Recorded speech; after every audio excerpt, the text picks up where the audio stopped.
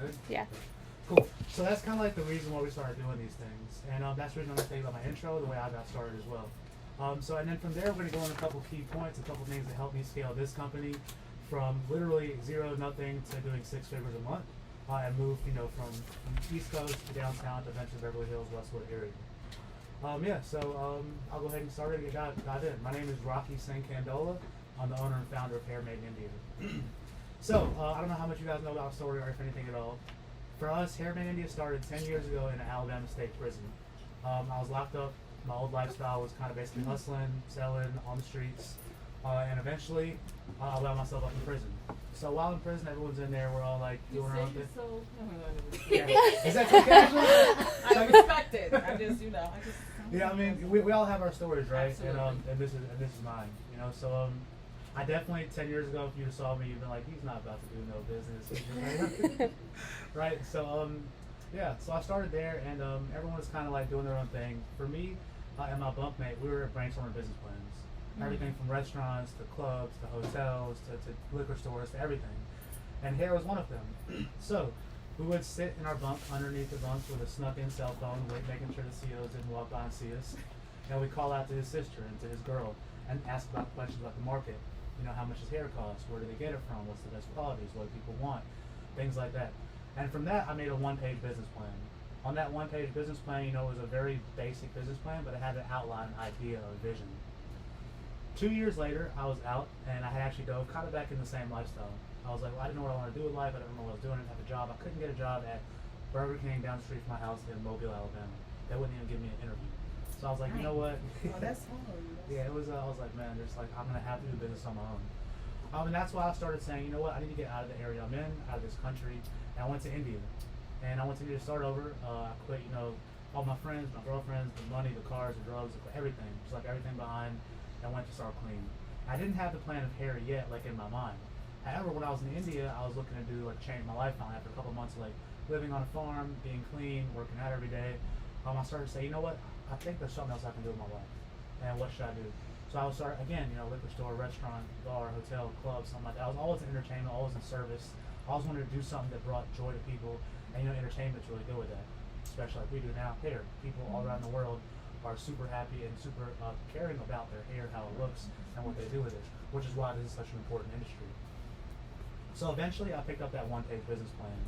I had rented a car, I had rented an apartment, and I started just going around all over the country, from Delhi to Chennai to East Beldanga, Calcutta, and interviewing and meeting with manufacturers, with middlemen, with vendors, with the workers. I speak Hindi, Punjabi, English, and Spanish as well, so I was able to actually communicate with everybody, from the little guy that cuts the hair or wefts something, all the way up to the factory owner and the boss, even at the temples. I'm the type that if you tell me not to record, I'm going to take my camera and kind of what's going on over here, and just go ahead and record, so I got to kind of see hands-on what it looks like at the factories and the temples as well when they're cutting their hair, when there's long lines of thousands of people on pilgrimage to go up there to cut their hair. And that was my basis of knowledge.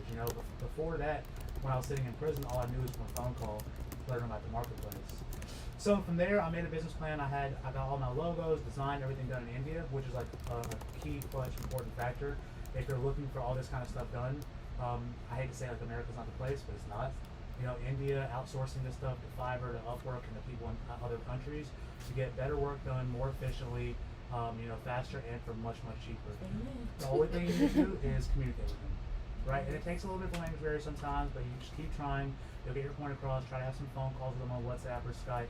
You're going to get a lot done in a little amount of time for 1/10 of the price. So I got all that done within about a month over there, and then I made a purchase. Back up a little bit. Right before I went to prison, actually, I was assaulted and thrown into a concrete sidewalk where my entire face and jaw was crushed. And I have all this side of my teeth is fake. I have a scar here. It's all fake almost. So anyway, that lawsuit money, the DA wouldn't charge the guys criminally because of my background in Alabama. They knew me and my family. We're not going to press charges against them. So my father pursued a civil case. In that civil case, we won some money, and that money, which was not more than $35,000, is the money I used to start Hair Made. I made my first purchase and went from there. And being from prison and not knowing too much about the hair industry, all I heard was oh, we want 40-inch raw, wavy, and curly. So I brought back long hair and a bunch of it, and I came straight down to Mississippi with it. So my first 2 months, Like I was trying to sell the hair at the same price, and no one would buy it, because I was like, what's going on? I just bought all this hair. I was also getting married at that time. I was going through like a new stage relationship, and I was like, I gotta support my family, and I bought all this hair here to sell it for the same price, and no one can afford it. Like, oh man. So I didn't get discouraged. What I did is I started working on our systems, and that's something I'm gonna get into in a bit. Is your back end systems in your business will keep you going and keep you scaling long term. If you're looking to a long-term business, your systems, everything from your inventory systems, your lead generation systems, your fulfillment systems need to be on point. Like me, I didn't have them as on point as I wanted in the beginning, so the last couple of years as we've scaled tremendously, I've had to go back and revisit everything and kind of make sure, like, you know, even AQ that works here, now we have a wireless internet where I can be in India or Mexico or Bali, I can send information to that computer behind y'all, and it prints out automatically shipping labels and fulfillment orders to her. And that's just one part of, like, you know, the big systems. So that's what I started doing. I started working on systems, and you know, everywhere I went, I would talk about here. Gas stations, salons, restaurants, wherever I was, I passed out business cards. I would talk to people, guys or girls. It didn't really matter to me. I was like, hey, your girl might sell hair, your girl might do hair. Here's a card. Check out this is what I do. And people love that, right? You're a new business. People get scared and think they're like, hey, you know, I'm not doing sell. I don't want to get out there too much. In my opinion, that is not the way to go. I say, get out there in the marketplace, sell, get over that kind of like little hump of fear and put yourself out there. People respect that more than anything. They know you're a new business, they see you're ready to work, and they're ready to work with you because they see, okay, here's a hustler, here's someone that's going to put the work in, and hopefully they're going to bring me a good product. Now, the rest of that, you have to deliver them good service and good product, and you keep their business forever. So, eventually I left Mississippi, went to Atlanta, worked with my developer for a while there, and that's when I realized that, okay, I'll be able to sell some hair. Atlanta, as we all know, is a huge market. Yes. So like I was like, okay, thank you. I was like, I'm in the right place. I'm in the right place. I didn't mess up all the way. And then I moved to New Jersey, where I spent the next couple of years. During that time, I almost got lazy because I teach tennis. I played since I was 3 years old. Teaching tennis in Jersey, I was getting $50 an hour plus tips. So I was like, oh, I got enough money to kind of make my family take care of themselves, pay rent, pay bills. Until I tore my ACL and MCL, right? So I was in the bed for almost 6 months to a year. And then I was like, okay, this is not something I can do for the rest of my life. I need to make sure I have a solid business that generates passive income and revenue for me to keep on, contending with the way I want to go. So I started diving in 100% every day. And this is one of the biggest things I'll discuss later too. One of the biggest secrets I used was every single day, even when I had no idea what to do, I would have on Google Chrome, when I opened my computer, 10 or 20 different tabs open. Right, on those 10 different tabs, everything from Wigs, Pinterest, AdWords, Facebook, the website, Gmail, and I would make sure I spent a little time on each one. I didn't. The tabs are important, right? Honestly, I love it. When you have more tabs, I'm just like, yes, like, when you like open your computer, it just always reminds you have work to do. You see the little, you see the five, and you see the this, so you be like, okay, I gotta do that. Exactly, and it helps even when you don't know what to do because like you see outline of like, this is stuff that I could be working on. You know what I mean? Because at first, like, I would go to each tab like, what do I do on this? And I would do like one or two things, at least set up my account or reach out to one person. And as I got in the habit of it on a daily basis after 8 years, I realized now how powerful it is. I still have the same tabs open on my screen every time, but now like I know what I need to go to, right? So it's on a Monday, I'm like, okay, I need to go check my fulfillment orders. I need to go touch base with India. I need to go into Fiverr and hire someone to make a logo or design for me real quickly. I know exactly where to go. And as you develop those systems and build yourself like that, you'll get that kind of knowledge and that kind of streamlined track. The second thing I started doing was trade shows. Everybody knows about Bronner Brothers, Premiere, IBS, all these shows. They have literally almost made my business. 5 years ago, people still know me from those shows today. They still come like, Rocky, I met you 4 years ago in Atlanta. I've been watching you, I've been thinking about doing business, and I'm ready to start now. And those people come in with like $7,500, $10,000, $15,000 orders because they've been watching, researching, paying attention. And they're ready to get started at that point. So meeting them, having flyers to hand out to them, company information, making a direct connection with them, talking to them, letting them know who you are, what you're about, where you'll be, and how to contact you is super important. My average rule of thumb was like around 7 to 10 of them per year. Now, if you're scared to start your first one, let me tell you my first one. My first one was Bronner Brothers. I didn't know what it was. And Bronner is turned. Wow, like so you just threw yourself in there. I had a homeboy there with me and all my friends from Alabama. And nobody knew nothing about hair. We had 3 models, and all I knew is what I learned in India, right? So we're at this booth, we have it all set up nicely, and if you look at the videos from YouTube from back then, we're just getting bum rushed. People, oh my God, you got amazing hair. asking questions left and right. I'm just like, I'm doing my best. I'm gonna answer every question I can. If I don't know it, I'm gonna tell you. I'm gonna write it down, and we can talk about it later. And I'll do my best to answer that question for you. Right? So don't be scared. Like, oh, I might not, be able to talk, and I might not know what to say. Just go out there. People respect you putting yourself out in the marketplace, right? And they respect the fact that you can say, hey, I can't answer that question right now, but let me write it down. I'll find out for you. I'm taking the time and the research and the work to make sure I can do that for you. So yeah, 7 to 10 trade shows a year from Bronner Brothers to IBS. I make sure I spread them out around the country. I would use a credit card. I didn't have money back then. I would use a business card, and I would try to make my budget. Bronner Brothers budget was the most expensive. I would spend about $5,000 to $6,000. I'm talking about hotel, food, gas, inventory, everything all together. And honestly, I would break even. I've never made money at the trade show. Now, if I think about how much money I've made from clients the years after that, I couldn't even quantify that. It's a large amount. People keep coming back, right? They see you out there, they watch you. So they're very, very, very important. I like that you mentioned putting yourself out there only because we're in such a digital space that people do forget word of mouth marketing is really powerful, including myself. So that was inspiring. Exactly, and like you said, we're moving in such a digital age. People forget that business is not like numbers and money; it's people, interaction, relationships. And when you really can kind of put yourself out in front of them and say, "Hey, I'm a person. I'm doing work. I'm doing business. I'd like to provide you this value and this service." They can really see that, feel it, respect it, and then kind of move forward with you from there. And they're usually longer term customers. Also, the honesty, I like that. Like you said, oh, I don't know that, but I'll get back to you. Like, people appreciate honesty, so you can't feel like, oh, I don't know everything, so I'm scared. It's okay. Like, people appreciate honesty. Like, even me bringing you guys here, like, and you told me you want to do workshops and stuff. I said, okay, yeah, let's do that because I never sold anything here. I sold virgin hair, so learn from somebody who did exactly that. You don't have to know everything. Like, people appreciate your honesty. Exactly. And like I said, forward to like trust, right? Most people, and it's like you can read the books and the science about it. Like, people buy when they trust you. People are gonna work with you and shop with you when they trust you, right? And that's like bottom based on factor of relationships as well. You can like literally put like a love book and a business book next to each other and find those two things very equal, right? So yeah, moving on with the story, I left New Jersey and all eventually, and I came to LA. At that point, I was still in a marriage, and about a week or two after we got here, I was living with her family. She left and went back to India. Got a green card. We're still good friends now. She's a great person. Yeah. Right? I love your energy. So she just want to get that green card. Yeah, she wanted more. It's a lot. Oh, okay. That's a whole different workshop. I'm gonna get into that one later on. But no, How long did it know?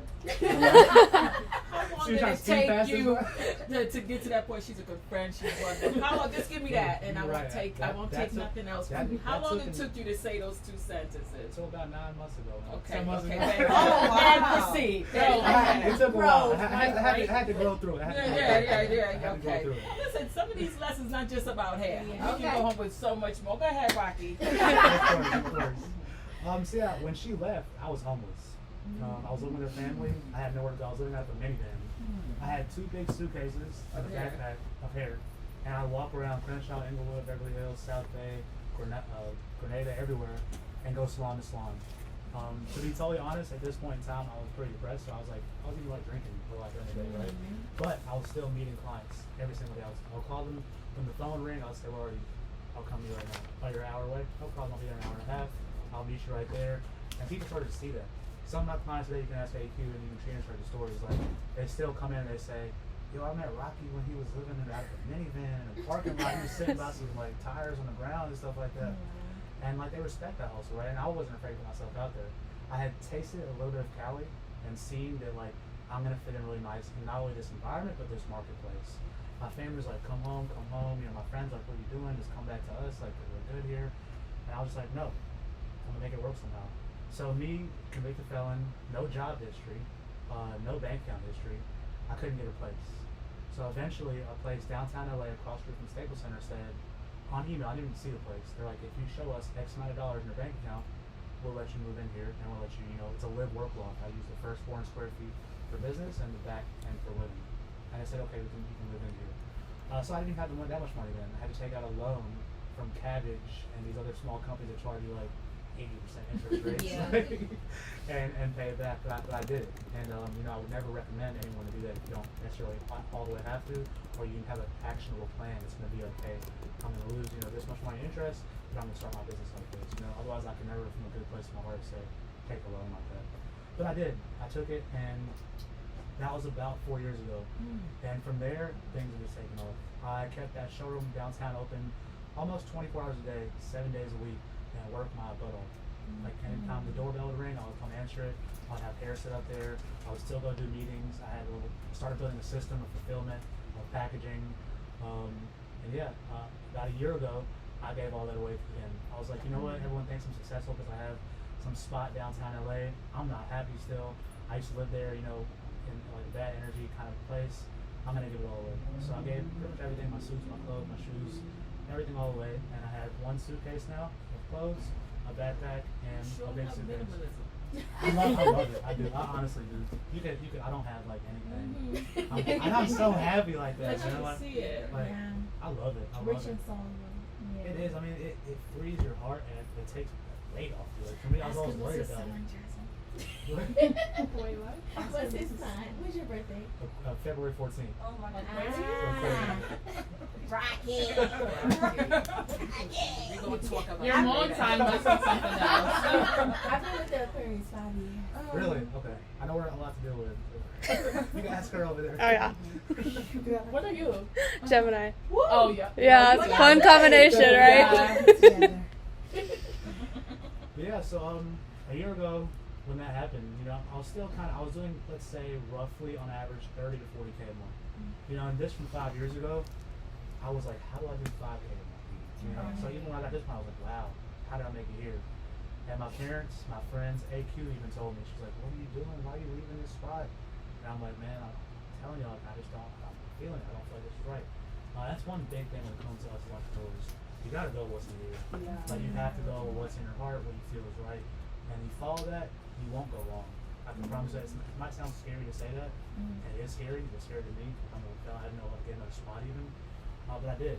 And from that point to the day, I get like chills talking about it. Literally to 100K monthly. As soon as you move. About a month later. That's why this morning I wrote you and said, is it 30 minutes away? Because when we came last time, Downtown. it was downtown. I told the driver, like, oh, we're just going downtown. He's like, ma'am, it says 30 minutes. No, downtown. Yeah, I had to get out of downtown. And I couldn't be happier over here. When I first moved out, I moved into a hostel, like a co-living hostel. And like I grew up in boot camps, military schools, and stuff like that. So for me, I was like 100% comfortable. I loved it. And you know, eventually I got a spot like around the corner here, and have this now as well. So yeah, I came in here. I had an assistant working for me from Alabama, Miranda. She flew out, helped me like make it look all cute and stuff. For me, I'm gonna put a table and a chair, throw some hair there, and like, okay, we're good. So she did Not even a chair. The fur, yeah, that wasn't me. I wish I could take the credit for it. Nah. So, I'm practical. I get like big cabinets. This is my area back here. But yeah, so it's been rolling since then. You know, what I mean, we're gonna dive into more and more of your questions about marketing and branding and what's like good to post and what on inventory and what good first orders are and stuff like that. And that's all part of the journey. And I've learned all that slowly. The biggest thing I'm about is trial and error, A&B marketing testing, right? And then I double down on what works. If I see something works, I'm gonna double on it immediately almost, right? And that's kind of the strategy I've used, and I've learned a lot in that time going from here to there. So yeah, I guess we could open up to a couple questions, and then I'll kind of start diving into like, you know, the steps right here. But I'm pretty sure y'all's questions are going to kind of revolve around the steps, because once again, I've taken this journey the last 10 years myself, and I kind of know the way it goes. So does anybody want to start with any question or something to share right there? I'll start with a question. Just a general question I think everyone can benefit from. When you have deadlines for your clients, and you're having issues or time-wise with your supplier, how do you handle that to make sure your customers are happy and your suppliers also getting the work done? You've probably been in situations where there's delays and you told your customer and then your supplier says something else and it's another delay. How do you handle that? So first step is complete transparency, right? Complete transparency and openness and efficiency. You gotta let them know quickly, right? Like right now, COVID is like India is the worst. People are dying left and right. I have people leaving the factory, going back to the villages, family members passing away, people don't have money, people don't have oxygen, people barely have, it's hot right now. So like, it's like ridiculous. It's at 110, 20 degrees right now. So it's like, it's really, really bad conditions. And I let people know that, within here in India. You know, send out emails. If you look behind you, there's a stack of pending orders right there and a stack of new orders. The last couple of days, we've got some large shipments in, so we've gotten a lot of it cleared. But some people wait a month now almost. And the reason they wait with me and work with me is I'm transparent working with them. Communication. I have a couple people that say, you know what, I can't handle it. You know, I need to get here fast. And I always say, cool, no problem. I'll be here for you next time. I'm really sorry I couldn't handle this. Here's your money back. You know, and keep going. I've done that since day one. I didn't have money. When taking a $10,000, I went to Warner Bros. One year. I had like $12,000 to $14,000 in pre-orders. Supplier sent me trash. You know what I mean? It had nits in it. They rushed basically, right? And I was like, man, like, what do I do? I can't sell this here. I had to call everybody and tell them, yo, I got a really bad batch. I cannot sell this to you. I'm gonna have to give money back to you. None of those people say I'm not gonna work with you. Every one of them still work with me. You know, so you communicate, you be transparent. You're not gonna lose anything. The clients are in such a rush to get it, they need it right then. Most likely, they're gonna go to China. I mean, it's like it's okay. Like let them do it. And there's nothing wrong with the Chinese hair business at all. Right, it's just a different level than India. They some liars. I didn't say that. Well, you always gotta find the You right gotta find the vendor. right vendor. You gotta find the right I Because I finally done- have, I but finally found one. they all lie. I don't finally know one found good one. Chinese vendor that don't lie. Like they gonna tell you what you want to hear. So let me tell you the game in the Chinese hair business, right? They have a business model. What is their business model? They have, say, 100% of sales, right? They're gonna count in their business profits and losses, right? They're gonna count that 20% of those sales are gonna be people that have problems with their order, right? Out of those 20%, there's gonna be roughly 50% of those 20% that'll actually ask for a refund. Out of those 50% from that 20, there might be 25% that actually will follow through with, you know, pushing and getting a refund. Out of that small 25% from that 50, there might be 2 to 5%, maybe 10 at the very most, of refunds that the customer will actually win. They're fine with those losses because they're doing so much sales, right? If you look at my phone right now, it's over there, but I get about 100 messages every single night. Right around 7, they start from Chinese vendors all day long. And don't get me wrong, I've tested a lot of them. If you look in the back over here, I have like just random bundles from different companies on Amazon, from different Chinese vendors. I've tried and tested. Sometimes I'll get something that looks decent in. I'll get it with my stylist or with my client. Say, hey, I'm gonna give you this for a low price. If you don't like it, send it back to me. I'm testing some things out. You know, and be open to that. The thing is, once again, if your question, if we're transparent and communicate about it, no one's gonna not respect that. They understand, like, hey, he has this quality, but he's working, he's trying to stop something else. Yeah. Let's see what it's about. You know, so that's something you're gonna do. And look, I've been in the game for 8-9 years now. You know, actually selling, and I still do it. And my clients, like, especially I have local girls that do wigs in LA. They're like, okay, cool. Well, you know, we'll take this lower, and if it doesn't work, we'll let you know. Sometimes it works out. You're like, okay, Rocky, let us know that hair right there. We know which customers to use it with. The reason China's done so well is they've learned something very well. They've had to segment the marketplace. That's why there's 8A, 9A, 10A, Brazilian, Malaysian, you got all this stuff, because they segment it. When they hear those words, they kind of steer you in a certain direction. Yeah, I don't go that direction. Yeah. I don't go when they say Brazilian. I I just go be to the telling next people, person. test the hair. Yeah, just Just test it test it. yourself. Just So it test doesn't it. matter? No. It That's a don't- marketing it's- scheme. Yeah, that don't Yeah. exist. And they don't sell Indian hair. Don't ever buy Indian hair from China. Yeah, Chinese. Yeah, Yeah, so, Chinese. Because it wouldn't make sense. and a lot of the hair. And they actually go to India and get all the Exactly. floor hairs. Exactly. So they buy floor hair and they buy wastage hair. So when we buy our Oh hair yeah, from I've the read on temples, the wastage. we buy like 100 kgs at a time. If we don't waste 20-30% of those big kg bags that we get, we're not gonna make, like, we're gonna lose business. It's not good hair. They come buy that hair, floor hair, and the wastage hair from, you know what an echo machine is? Mm-hmm. They take that hair also, and they take that from so the biggest hub in India of wastage hair and floor hair is in East India in a city called Calcutta, right? And actually, the real city is Beldanga. I drove with diarrhea 4 hours away. Oh, Lord. How you did that? Sorry, I gave the whole story. I drove 4 hours away to this little small town called Beldanga and met the guys there, and they were trying to sell it to me. I was like, this is garbage. And I saw the Chinese people sitting there. These guys don't speak Hindi, Punjabi, or English.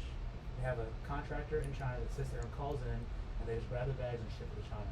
And in China, they put their magic on it and sell it. That's as why I whatever. said they are talented. Though they smart as They can do hell. something. Now, They China, gonna make some money. China's good for a lot of stuff. You know what I mean? Like, I get like all kind of other smaller different things from there. The hair is such a product that's human oriented. That's, you know, you want to get it from the source, that you don't want to play too many games with. I tell all my Yeah. clients, even at retail or wholesale, if you have a chance, please come see us. I picture can show you one thing, a video can show you one thing. If you have a chance, meet me or come see us. I have a small backpack. I told you the one backpack I have in my suitcase. I carry hair in everywhere. 5 bundles, broad, wavy, curly, straight, deep curl, and closure. In the air, wherever I go. Wherever we go, Mexico, any trip, vacation, Hawaii, wherever I go, I have it with me. The beautiful part about this business is it's all around the world. I went to Bali last year for my birthday, right? I brought samples with me. Didn't find anybody wanted to buy hair, but I found a lady that does keratin tips beautifully with Indonesian hair. I spent a sample keratin tips. It's like a little keratin piece of protein on the end of the hair. Most of that Caucasian Spanish women use it a lot to like fuse. I'm not a stylist, so they fuse it into the hair. It looks like a wax. It's micro links. Yeah, micro links, yeah. Micro links. So I bought samples from her for like, I want to say maybe $300, almost a kilogram, 26, 28 inch. I came back to LA, sold it like 3 months later for almost $1,500 to a stylist in Beverly Hills. You know, and like she can't get like a lot of quantity and a lot of it because like, you know, it's lesser in demand there. But I said that to say like, yes, you can travel anywhere in the world and do something with hair. That's why it's such a beautiful, that's why I love it. I love to travel, right? And that's like what kind of like really got me into the hair business like, when I started learning about it. That kind of brings me into like the first and second step, right? Like the first one is like what I was saying in the beginning, like don't like overthink it too much. Don't say, hey, I don't know enough, or I don't have enough, or I'm not enough, I haven't done it long enough. Just act, start selling, get in the marketplace. I mean, you can start with your circle. The first person that bought hair from me was my homeboy Sidell, and he bought it for his girl. Right? That was in Mississippi when I was down in Mississippi. I got a What picture. part of It's not past the Google. Okay, I'm from Gulfport. Okay, cool. You right around the corner, man. You know how it is down there. Ain't finna Alright, spend yeah. That's why I said when you say Mobile, I'm always in Mobile. Yeah, well, I eventually went to Mobile. My dad moved us there because he didn't want us to go to public school in Pascagoula, so he sent us to private school. Yeah, Pascagoula and Go Shed Moss Point, man. Yeah, oh yeah. I was pointing. That's the hood. That's the hood. Yeah, but yeah, so that was my first sale. My homeboy Sidell, and I didn't sell again until I got up top. But I started selling. I was out and about every day, showing the hair, trying. So I didn't overthink it. I was like, you know what? I got a product. I researched it in India. I got numbers together. You know, it's on a piece of paper right now. I didn't have like spreadsheets not like I have now. It was all right here on my piece of paper and a phone. And I was just gonna meet people, right? And like I started. One thing it did for me especially was I learned and grew in confidence so much. You know, I learned what my clients wanted. I learned people wanted hair. I learned how to speak the language. I learned how to get what they want, right? Because like in this industry, in any industry, the main thing we're trying to do is solve our clients' problems. We're trying to give them value. And once you know your clients, start meeting tons of them, you learn what they need, you learn what they want, you learn what to give them, and that's what I started delivering them slowly over time. And then secondly, during that time is like the growing, listening, and learning part, and that comes with testing. Yeah. Test. I'm a vendor, right? I don't like to be called a vendor, but that's what I am, a hair vendor. I would never tell any of my wholesale clients ever to just shop with me. Test. Go test other people. Go test their service. Go test their communication. Test their quality. Test their product. I mean, make your decision based on that. Not only is it going to help you find the right person, but you're going to learn and grow in this industry. You're going to learn what's out there. You're going to learn how to further speak to your clients eventually, you know, and let them know. It also becomes part of your journey. You create content around it. People understand, oh wow, they've been actually researching. They're credible. They're putting the work in. Right? So it teaches you a whole lot in a couple small different steps. Question? Yes, I do. So, with first starting your hair business, what do you prefer doing pre-orders first, or do you have hair on hand? So a mentor of mine told me in India, right? And so roughly translated from Hindi to English, it means he who has inventory is king in this business, right? That does not mean the pre-order game doesn't work. You know, and that the pre-order thing comes down once again is transparency, communication, openness, and honesty. If you have that quality product, what so many people do on something are mad is a game like called the bait and switch, right? They show you one thing, turn around and go order from China and give you something else, right? If you're trying to do that, like I don't knock any business or any hustle, you know what I mean? But it's not good business. It's not integrity, and it's not going to give you the good energy and the good heart space you need to keep going, right? That's why so many owners. That's why you don't see so many owners. That's why they got a phone number going to customer service people in the Philippines, and they got no pictures of them on there. And they got 3 Instagrams that you can't find out who it is. You know, like that's why they do that, because they don't like. If I was doing that with how open I am, like I would have people knocking on my door at 2 o'clock in the morning with guns. Like, I mean, like I not only do I not do that, and I won't. It just doesn't feel good to me, so I just not the way I'm gonna go. You know, but pre-orders are really good. I still do a lot of pre-ordering. You know, because like I don't want to stuff 1,000 kilograms of hair here or in LA or anywhere. right? So I keep a certain amount for people looking to buy. I have like 3 wholesale tiers, right? I know the Craze talked about like 10 bundles, 40 bundles, and 100 bundles, right? So I keep like 10 to 40 orders like ready to go. For people making 100 bundle orders, I'm still gonna say, okay, put the order in, and I'll get it made at the factory for you, wash, condition, left it, and we'll get it to you, right? And now as I've grown in credibility, living in LA, people will come to me, fly in from Chicago, PA, wherever, and come put 12K in my hand, like, thank you, Rocky, I got you. And they're like, oh man, I forgot, can you send me an invoice and receipt? And I'm just like, that's how I feel the trust, right? And I would never, ever break that trust. And they get that, right? And I love doing business with people that get me like that, and I get them like that as well. And it just continues. Once you have like 5 or 7 people like that on your team, you're just gonna snowball effect. You're just gonna keep going, keep going, keep going. So don't get impatient. Like they'll come to you, especially if you're working from your heart. They're gonna come like 100% of the time. What would be for the layman, the beginner, the novice? What would be a good, for lack of a better quote, a good starter pack? We want to come in fresh. We're new to the business. You just told Peach that inventory is key, but you're starting. What would be a good starter pack in inventory? And that's a great question. I get it all the time. So before I can always answer, there's always a few like steps in between, like the prereqs. It depends a lot on your budget, your goals, your timeline, and like where your market is. Are you going to be brick and mortar? Are you going to be just online? Are you going to do a combination of both? You know, I always recommend don't say no to anything yet. You're starting business in the beginning, be very flexible, be ready to move in any direction. That being said, most of the people that come to me that are just starting out, I recommend them to go 10 bundles on. You know what I mean? Or even if they don't have a large budget, like this 10 bundles you can get from us, depending on the inches and texture, anywhere from $500 to $1,200, $1,500, depending on, you know, which inches, which texture, and everything you pick, right? If you can get 10 bundles and you get even short inches, and you have one of each texture, right? You have a package to show right there, right? You put your sheets together, put your business card together, you can go show people. Now you're gonna meet the chicks or the guys, wherever it is, and say like, you don't got nothing, you know, I want to see short inches. Now like, don't worry about them. There's a billion people out here that buy hair. You know what I mean? Like you don't stress about them, and also don't be mean to them. Show them some love, show them some kindness. Say, hey, I'm just starting out. I understand your feedback. Thank you so much for it, and we'll keep it moving. Right. You know, but 10 bundles is a good starting place for a low budget.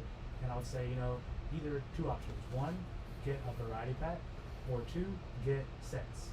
So you can therefore turn around and sell, or have a model with it. And you'd be able to walk that novice through it then, right? I have Rocky, I have $1,000, I'm coming to you. You'd be able to say, Kay, so do this, this, and this. Exactly. And it also sounds like, that you could probably take that sample and then flip it to a pre-order then. That's exactly what you do. Exactly. Now, what I do with people that are coming to me like that, brand new, it's more of a one-on-one type of thing. And I say, hey, you know, talk to me. What's your budget? What's your goal? What's your idea? What do you know about business? What have you done in business? Like, where are you headed? Do you have a website? Do you have Instagram? Do you have social media online? I would be like, whoa. I talk fast. I come at you like, But I mean, those questions are important in making sure that I give you what you need.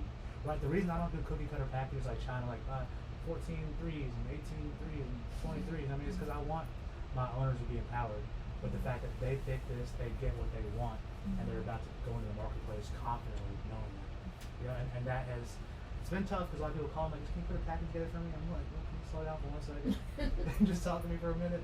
You know what I mean? Like, and then it gets to the point where, like, okay, I get it now. I'm not gonna just have something land and go try to go sell. I'm actually gonna have to do a little bit of research, go check out my page online, go talk to my sister, go talk to my homegirls, and see kind of what they're buying, what they want, and then kind of go from there, grab those things, and I have something to offer them that they want. Do you have ready-made wigs or factory-made wigs? We have like front lace wigs, full lace wigs, factory made. What I've started to shy away from wigs, honestly, because a lot of girls just don't know how to take care of wigs too well. They're so popular. They are, and what I'm liking more is people making them in LA. That's all. Like girls actually making. Y'all, anybody here make wigs? I do. Right, On the so sewing and that's what I like to do is work with people like you. You know what I mean? To get that to my clients now. I find it way better. In India, It is better quality. It is always. In India, like what we can teach them is very tough. I have to be there to show them a new thing. Right when the 360 started coming out, Halo started coming out more. It's so hard for even me to speak the language to do it over the phone. I need to bring a piece to them, sit with them for a couple days at the factory, like this is what we need. Just make one real quick. Like, you know, just cost, they'll come back. Nah, like you see how it laces like this and it's plucked like this. I need to be like this. That's how I operate. Now I've been stuck for almost a year having to live in India. But I mean, I'm an Indian citizen, so I could go whenever I wanted to. I just don't want to get there and be so restricted that it's hard for me to do what I need to do. Mhm. So hopefully by the end of this year, I'll be back there again. I'll probably spend a month there. I'm taking her with me as well. We do some content, make some new videos. All my videos, like, I'm a guy, I don't really care about. So I was like, I'm putting the phone up like Yeah, this. I hate Instagram. I'm looking at them videos. I was looking at them. Like every coach I have that's a guy, they're like, oh, get on YouTube, just pull out your phone, sir. I'm a woman, I gotta do my makeup, my hair. I can't just get on my phone like, hey y'all. Yeah. Half of mine, like, I still Y'all love to guys sleep so out of my eyes, like, easy. good morning, like. Guys got it so easy. I can just wake up, like, oh, I hate it. I had a question, and I'm not trying to say this in a cocky or mean way, but I've dealt with a lot of Indian vendors, just testing different type of hair, and a problem that I have come into is the front, like the lace. Like when I go to wedding, everyone that I didn't shop with, except for one, it mats really bad, and it's like on the back of the lace, the knots are really big. And see, that's the thing about India, and this is a secret, right? This is we're always in a class, y'all here for a reason. I'm trying to give y'all value. I've learned this a long time ago. If we send our hair products, our lace products, to a third party out of India, they're made 10 times better. So we've started to do that. We started to send a lot of our raw hair materials to South Korea, to China. The thing is, you can't just send it to anybody. You have to establish that way. This is talking as a manufacturer. If you don't establish that relationship, they're gonna play games, they're gonna mess up, they're gonna do all kinds of stuff in between. So my brother, I call him my brother, he's like a good friend of mine, the mentor speaking about India. He handles that direct connection. India to China is like a 4-hour flight, so he's always handling that connection. The people in India are just so, India's and China both third world countries, right? China, the reason they're doing so well in business is they have the infrastructure built. You can go there and see the factories, it's like automatic. They have a system like I was talking about, which is so important, and a process. They put that process and system in and they get things done. In India, it's still like bring the scooter around the tree and come on the corner and go back over here and come back and bleed me on the next day. It's crazy. It's like 20 years ago still. So they're still catching up a lot. That's not to say that they're not working on things. There's a lot of people trying to do their best, and I've actually finally found manufacturers in India and the South that actually are doing really, really good with lace. AP can show you one of those new closures we have later on. They're actually doing much better. And what they're doing also, same thing, they're sending their labor to China. Go sit there for a month and learn that stuff. Learn it properly. Then come back and we'll get it started. So in India, when I started 6 years ago, I would go to India and just Google and find vendors and manufacturers, right? And there weren't as many. Now, that's one on every block in India. And 80% of them are middlemen. With a home, right? A little house, a little hut, a little farm, a flat, what they call it. They just have hair and stuff they put in there, have a couple of laborers working for them, and go to the factory and grab it and come back and forth. And I've met most of them. I don't reveal names, right? That's just not how I roll. I would never, tell who it was and not talk bad about it or anything like that. But I've met them. And they're not bad people. They're not trying to mess the marketplace up. They're not in the business, and they just they're not informed enough yet to like do it to get to the product. It's just strengths and weaknesses. Like what's for what. China has better lace. India may have a better hair quality. It's just strengths and weaknesses, and like you say, knowing what your customer wants. And see, I've talked to some other girls that are they're really big with the hair thing on YouTube and stuff. And I asked them in the groups, like, when y'all are selling this raw Indian hair, what are y'all doing when it comes to the lace? And they said that they're using the Chinese hair and lace, and I just don't feel like that's fair though the client. It's not, and that's if that's what you're advertising is raw hair. And that's what it comes down, like she was saying earlier, you have to find the right people. There are vendors in China that work exclusively with not the floor hair, with not the trash hair. And their prices aren't going to be the same. Right. That's the first key indicator. They're going to have higher prices. Yeah. And that's usually what turns people off. When you be like, oh, I can't find a vendor. Maybe you did, but you saw the prices and was like, oh no, that's not. That's too much. You don't want to pay for You it. gotta pay for it. You gotta pay for it. You have to pay for the quality.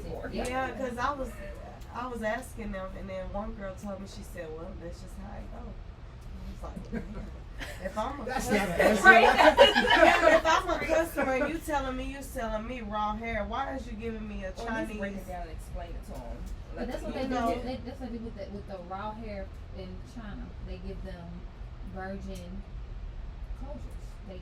See, I don't feel comfortable in my heart, and that's why I say I want to learn how to ventilate. I'm thinking about doing that for real, because I want to be exactly what I say I am Like I'm gonna be that YouTuber that when I'm gonna practice what I'm preaching. What's your name? Jamie. Jamie. But it's Bougie J on YouTube. Exactly. But yeah, I gotta practice what I'm preaching. I can't be giving these people advice.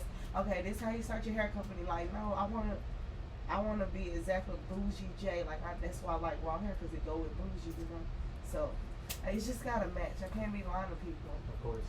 And see, one thing people don't know, like, there's so many small things, right? Like, we can't even put the raw curly, the guys I was saying about South India, they can't put the raw curly into the closure still. It's just like it's so curly at the end, like they cannot get it in there nice. And if we did, it would take. That's a the week, one that you know? kept matting on me. I know what you're talking about. That's probably they probably steamed it and it didn't tell you they steamed it. That's usually what happens. Yeah, it was But steamed too. I ain't know no better then. That was about 2 years ago. I have clients that we have a texture called steam natural wave, right? I'm always telling you it's steam when it comes from me, but a lot of my clients take that and sell it as raw curly because it looks kind of like raw curly. And they buy it. And I tell, and they buy it. They do okay. I tell them like, for me, I'm not ever gonna tell you it's not raw. It's raw because it's not. That's But you can tell your clients, you know what I mean? That's on you. Tell them what you want to tell them. I don't think it's a bad thing as long as you're willing to take that back if they don't like it or something. Like, make sure you're flexible with it. And because you know you're not selling them raw hair. Because you're It's gonna like run into people that do know better. Yeah, Especially if they buy. Usually the ones that shopping for raw hair, they know a little something. Mm-hmm. And that's the thing. I can't be. I don't want no bad rep on my name. I didn't actually pause my hair game just because my vendor was playing. One of them, you know. So I've had issues like hair is one of those things like I can take my time to get the best bundles every single time. There's still gonna be issues. Yeah. People still not gonna like it. Someone might not like my best bundles.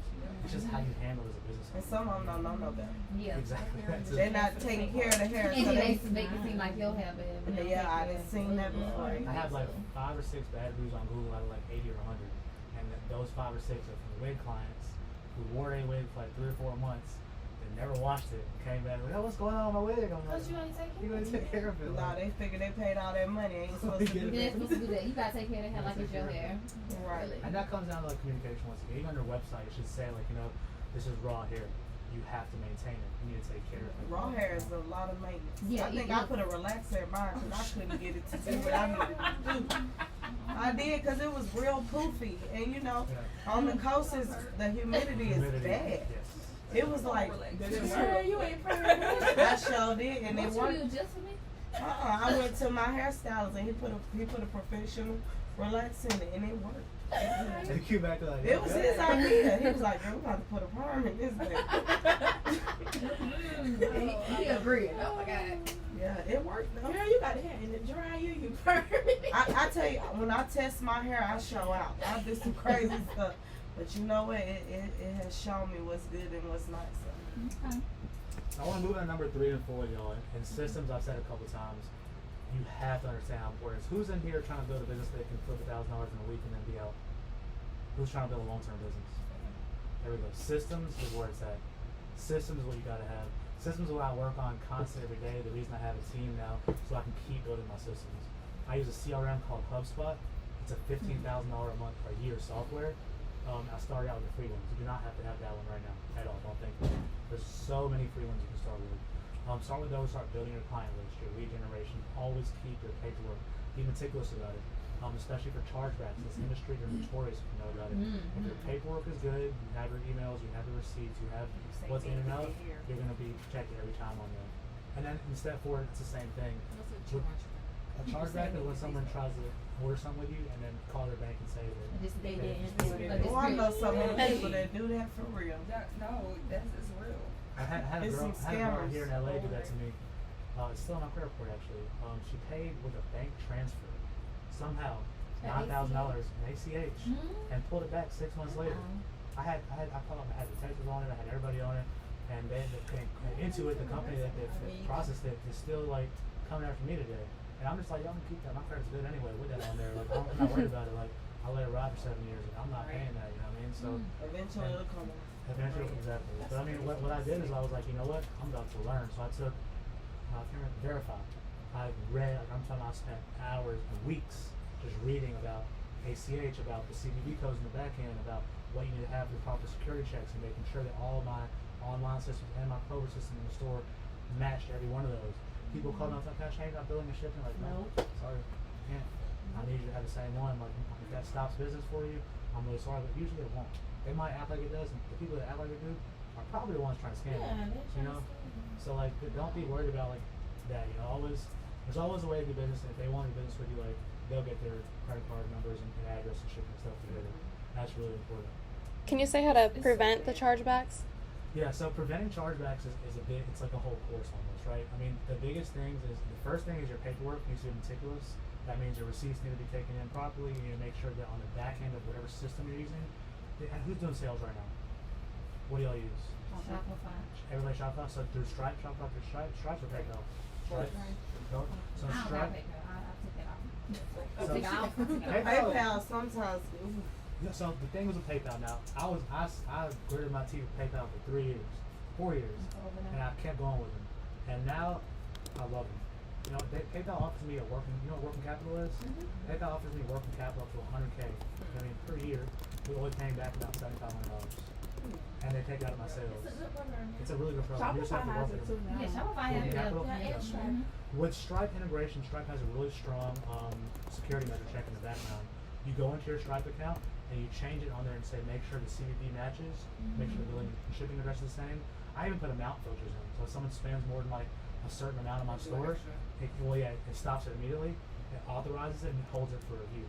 So I have to physically go in there and review it, check everything out myself, and make sure it's good. What I usually do, especially if I feel funny, is I'll call the people. Right, I'll call them, and then sometimes they don't answer the phone. That's what I was talking about yesterday. I have like 14K orders right now, where people don't answer their phone. I made $6,000-7,000 orders. I'm like, I'm not gonna shit you no hair. If I tell you don't answer an email, I'm not Those gonna. be the serious people because they're really in business, so they don't have time. They just pay and do all your Sometimes, like for me, like to be comfortable, I'm like, I need at I least need to know. a hair from you. I Like, need to know where my money is. yeah, but eventually, like, sometimes they'll call and they'll be like, oh, we had this and that. I'm like, okay, cool, I have your order ready. I'll just wait and talk to you like one time. You know what I mean? Make sure you, yeah. But those things, to answer your question, they help a lot, you know, preventing chargebacks. It's just about doing your due diligence, you know, keeping your paperwork right, and putting those checks in the back end of all your systems. Stripe is good, PayPal is good. My recommendation when you start moving forward is to use your business bank account and use a merchant provider through them. That's what I do. I use Bank of America, I use Clover Systems More through them. protection. It's a lot more protection. And that moves into our fourth thing, finding mentors. You know, that was my biggest struggle in the beginning. Y'all know Alexis? Actually, I'll just say Alexis, but this chick was really big in the hair industry like 6-7 years ago, right? Say her name. No, we are all virgins. I don't think she sells anymore anyway. Her name Alexis? Yeah, I can't remember her last name anyway right now. But I called her and I was like, hey, I'm just starting. My name is Rocky. I live in India back and forth. And I'm starting this hair company, and you know I'm really back and forth to India and America. And I would love to talk to you, buy you some coffee, sit down. You know what I mean? Learn from you. And she was like, so you can start a hair business like that? Like, what do you think this is? And I was like, okay. She's like, I need $500 to talk to me for an hour. And I was like, I don't have $500 right now, especially for an hour conversation. Like, can we just chat? She was like, no. And I didn't give her no hate. I was like, okay, I understand, I respect it. You know what I mean? But like, it's stuff like that in this industry that makes it so hard. Some people will stop right there. I'm just not that type. I'm the person who's telling me no, I'm gonna find a way to get around it. You know what I mean? I'm not like, okay, cool, you give me some negative feedback, I'm gonna make it positive. Right? So I kept going, but like that's a big thing. For this business, any business, is finding mentors. Now, what I do is I reach out, like I look at YouTube videos, I read books. And this right here, honestly, like, it feels like I'm mentoring you guys. Like I learn from this also. Right? It's a constant give and take. As an amazing teacher, you're gonna be forever a student. Right? And that's how you become an amazing teacher. Open up some more questions for anyone. So we're selling right here, right? You're starting off. I'm in jewelry. I'm just here for education. No, Did you get to visit downtown LA? Yes, Okay, yes. cool. I come all the time, but I can apply everything you just said to jewelry as well. Exactly. I didn't want to That's a tangent good off. lesson too. Yes. A lot of people be like, oh, well that's not what I do. No. Listen to the lesson. It don't matter what the product is. It's $1 billion cardboard business, it's water bottle business. Right. It's the lesson. I'm Don't intrigued get so by caught up why on product. I'm a bit, I don't know, like not for lack of, I'm a bit ashamed that I don't have 20 tabs open. I want to know what is in those tabs. What are your action items every day? You spoke about Shopify. I have Shopify, paid through PayPal and credit cards, but I don't know if I have Stripe or So on the back end of your Shopify account, there's a way you take payments in, right? And you have the option of Stripe, PayPal, other third-party services as well. If you look at your settings and go to payment integrations, it'll show it all to See, you. that had nothing to Yeah, do I with just it. added. I just added Shop Pay on mine, but I didn't have Sizzle for Sezzle really good. Sizzle. Yes, Sizzle. So, Mama, Sezzle, that's so on Sezzle, always charge your clients what the fees are too, because they're like 7%. You know what I mean? So I always charge my clients about 4 if they want to go to Sezzle on the website. I'll give them like that 2% leeway just so they don't see like an amazing huge fee. But I always put that in there because I started working with Sezzle. All of a sudden, everybody started buying the Sezzle. I'm like, wait a minute. Yep, it's what it is with me. I'm getting myself good. That's what I got when I get home because she just told me about the shop pay. So Shop I Pay, need I to just figure added out is it the same fees as Sezzle? It's with a firm. Yes, with a firm. But it's the A same firm is usually percentage. cheap. I feel like that's. A firm is usually like 4%. like the afterpay But I and don't those know things, if right? it's a different. Afterpay is another the same concept. I like I'm authorized gonna have on to that. see because somebody bought Through my something bank. yesterday That's on what Shop. I get good fees, good protection, And a you're good with back end Bank of system. America? Through Bank Firm. See, for me, a lot of my sales aren't just on my website. A lot of what I do is like reaching out to clients on phone and email, and then I invoice them directly. Right, so authorized on that and PayPal gives me the ability to invoice them directly as well. And like I even like for a while I was taking Cash App, Cash, Bitcoin, check, like whatever. You know, I went away from Cash App now. But the thing I had a rule. I was like, if I don't know you, if I don't know you, we're not cool. Like I'm not gonna do it. Yeah. And now I don't take away Cash App at all. Venmo, Zelle, you know, I'll still use, especially if they know me really well. But if it's somebody new, brand new, like nah, we don't. I don't know whose account you're using, what's going on. Like I'm not gonna. Cash App will get you messed I up. do have a question. Maybe offer sample orders. So on our website, if everybody has it, if you go on the website, I can send you all the link as well. There's a sample. There's a wholesale sign up button. In your wholesale portal on your dashboard, there's an area to order samples. What we do is like you'll get the same wholesale price for your first order, no matter if you buy 1 or 10 bundles. You'll get that sample wholesale price. Because I definitely, I like the sample first. Of course. And the thing is, when you're testing and sampling, y'all, and you find something you don't like, right? Don't just like cancel that person. You can decide not to work with them, but talk to them. I mean, you'll learn, they'll learn, and that way everybody will grow. Right? I beg to differ. I beg to differ. It's Sezzle 7. So I hate when I'm reaching out to a vendor and they just send me their price list. Yeah. I got a question, And that's why I have like a calendar call set up where I'm like, here, I'll schedule a call. Yeah. I'll call you a certain time, have some questions ready for me, and we can talk about things. Are y'all selling wholesale or y'all selling retail? I've had a couple people reach out to me back home and ask me, can I do wholesale? So I'm going to right now I'm doing sales, but I'm probably going to end up being a vendor. Cool. Yeah. I believe that you can, traditional business says pick one way and go one way or the other. I believe you can do both simultaneously. Exactly, and that's what I'm going to do. I'm not going to say no to the money. Exactly. And if I plan on blowing up on YouTube, why not be a vendor? She's for real from the Gulf Coast. I already know it. Like, Why you say that? I just know. I know. I feel like I know you already. So. Oh. Yeah. What is your momentum / marketing strategy? I've never heard of hair made in India. How do we know you? So our marketing strategies are B2B, right? So like if I was doing like retail, just retail, we would see a lot more branding and pretty colors and design and flashy like models, Vanessa Maserati and stuff like that. Mine is like videos and information and talking. And I've gotten to the point now, so we can talk about marketing a bit. I used to market, I started out with $1.11 a day on Google AdWords. I jumped that up to almost $2,000 a month after a couple of years. Now I've actually scaled back and 10x my sales. Because I've been in the marketplace that long, I've learned a couple things. Do you like, sorry, do you like Google over Facebook? How do you feel about Facebook? Because Those are my two favorites, but if you're not on Google AdWords, you're missing it. You should be on I think AdWords. also a good thing Google to take away, like you said, AdWords. who your customers customer are, is. yeah. Because you're doing business to business owners are going to be looking on Google more than you're going to have a larger audience there than a Facebook ad. That's more consumer. Exactly. AdWords. And they actually have a free course too. Google AdWords does. Yeah, I took a 6-month course myself on AdWords. Right, and so my biggest rule when it comes to marketing and even other systems is I'm not going to pay somebody to do it for me until I get the basics down. Right, so I did AdWords myself about 3 or 4 years, and then I started paying a company called Logical Position. Y'all can hit them up also. They manage my AdWords for about 4 hours a month now. Logical what? Position. Make sure you say Rocket Central. Or if you look up Udemy, it's a course software, and then they have Google AdWords ones for like $12. Just get the one with the most good reviews. And how you spell that one? UDEMY. Okay. Yeah, I mean, Google AdWords is fun. I mean, honestly, I had a lot of fun in the beginning. You'll just test things, and they're so powerful. You can like everyone's on Facebook, right? Mm-hmm. If you have a business page, you should have a pixel on Facebook, Yeah, I got it. right? So that pixel. It's connected to my Shopify.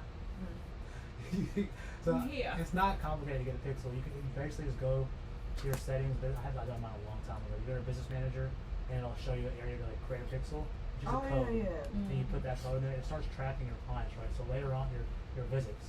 So later on, you can retarget the people that have the same shopping behaviors, same buying patterns, same demographics. And I could tell they be So- watching and listening to me. Yeah, Every time you Exactly. popped up in my on my Facebook last night. Great, thank you. Spend my money well. On the What is it? advertising. It's a free book or something. I said, look at her. So I'm sorry, in settings, I'm in settings, right, on the Facebook page. Is it under general? It has to be in your business. In your business I'm in my manager. business page. Events. But they Go to events how and you're make talking it. about it, they changed that. You don't just Yeah, I have did to mine paste like the 5 or 6 years ago. So there's Yeah. a YouTube video on it. There's 3 different ways to integrate it now. Thank you. But it is very powerful though. Mhm. Very powerful. It lets you make audiences, right? So you can Yeah, I do direct target audience. And target audiences, targeting your marketing is it's so clutch. Yeah, it is. It's expensive. It's now. expensive though. Yeah. I mean, honestly, like I said, like I've scaled my marketing back so much the last 2 years, and I've done double, triple the business now. You know, and I mean, it's just you have your customer I have my base. customer base down now. Yeah. That's what I'm learning by marketing and my customer base and everything. So. Yeah, and it's a journey. It takes time. Have fun with it. Don't get like frustrated. Don't slow down. Just keep a consistent face going forward, and like you'll learn, you'll grow. Join these Facebook groups and stuff like that that like have tips on it. So you'll see a lot of like spam in there. Every once in a while, someone will drop a nugget and it'll like send her another direction. I'm follow part it, of a so- group on Facebook, and honestly, this might be how I found you, but I can't really remember. It's one of them. I found you in a group, but it's called Hair Bosses. It's by Ebony Chanel. Y'all don't know everything Ebony off YouTube. Oh, okay, yeah. Yeah, I I follow know. her. But I'm not in her group, but I do follow Her her. group is Yeah. really good. I follow her. You gotta surround yourself with what you want. Yeah. That's just the I bottom like line, Ebony. I've been watching even her if since you she don't started. find a physical mentor to touch, like I have mentors in my head, like whoever book I read, podcast I listen, I'm learning from them. Mhm. So I you like. just gotta surround yourself with what you want. That was part of the thing that changed my life. I literally went from listening to Boosie and Webby and Weezy to like Jim Rohn, Joe Spencer. So what's wrong with music? Nothing wrong with it. If I you- was just trying to get The more. I was trying to shit. get other stuff in my head. If You know you what was I mean? on the Gulf Coast, That's I nothing check wrong with myself like that sometimes too, because sometimes I be like, I be like, wait, put on the podcast. Like, like while you driving, just take this time to learn I do something. that. It's just like with your diet, like what you feed yourself, is what's gonna show. So what you listening to, what you hearing every day, that's what you're feeding yourself. It starts marinating in your head too. So if you have all the information there, it starts clicking. Then Right. That's a scam.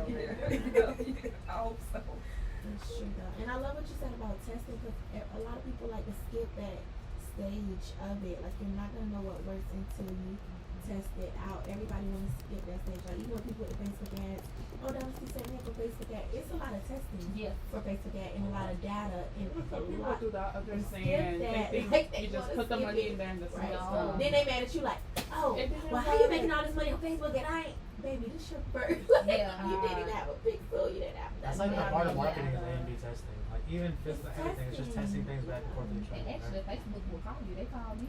Yeah. I have Even a with YouTube the Google video. AdWords. They'll call you and do free things. I Yeah, actually it is. posted one of mine, and he's actually, this is like maybe 2 years ago. He's actually the one that first taught me about the pixel I've been using. I can use it to retarget in so many different ways. Yeah. I made a shopping campaign. I was like, oh wow, great.